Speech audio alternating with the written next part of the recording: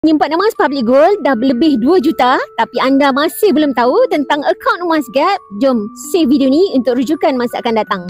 Gold Accumulation Program ataupun GAP adalah program pengumpulan emas di Public Gold yang mudah, murah dan patuh syariah.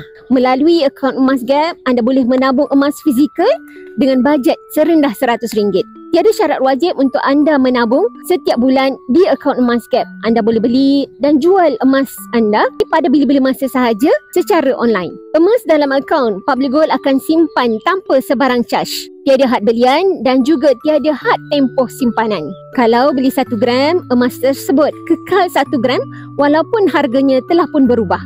Anda boleh keluarkan emas fizikal sekecil-kecil 0.5 gram sehingga yang paling besar 12.5 kilogram. Asalkan gram cukup dalam akaun anda. Anda juga boleh minta Public Gold untuk postkan emas tersebut terus ke rumah anda dengan menggunakan servis Gold in Transit pos berinsurans.